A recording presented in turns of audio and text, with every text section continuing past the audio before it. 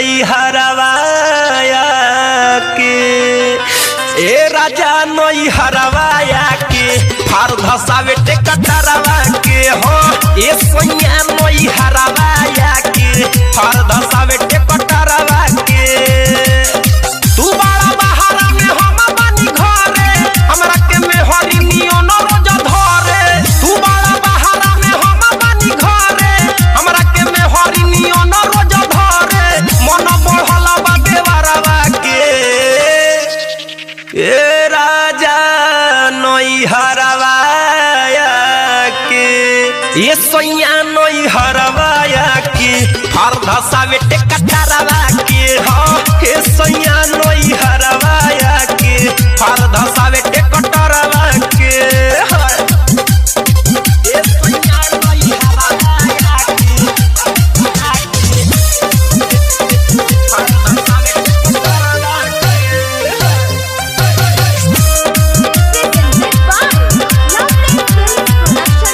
कबो के आर लगावे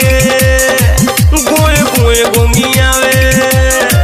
कबो के आर लगावे गोए गोए गोंगियावे दुनु हरन दबावेला फिर जो बना हाथ खाली गंदी गंदी बात कके हम के पटावेला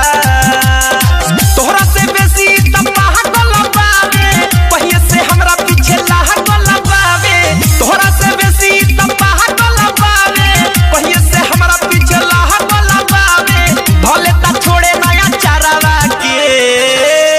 हे सैया नई हरवाया के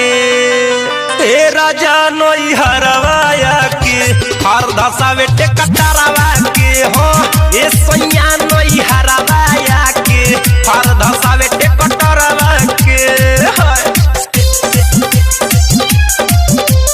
म्यूजिक बाय विकेश भोजपुरिया। आप सुन रहे हैं अमित पटेल की आवाज में। गल काटता ओठ चाटता गल काटता ओठ चाटता देह देहिया में साटता बड़ पिया मुकेश कए दिनों से विदेश छाती है सच्ची फहटता पीछे पड़ला बावे कए कए गोड़ा खाए के खोज दीवा पर टिकोरा पीछे पड़ला बावे कए कए गोड़ा खाए के खोज अमित टिकोरा आजा ना छोड़ी के बाहरवा के ए सैया नई हरवाया के ए राजा नई हरवाया के फार धसावे टेकटरवा के हो ए सैया नई हरवाया के फार धसावे टेकटरवा के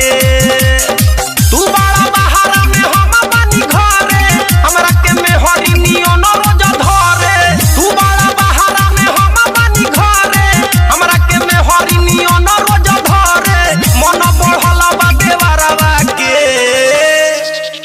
ए राजा नई हरवाया के ये सोनिया नई हरवाया के फार धसावे टेकटरवा के हो हे सोनिया नई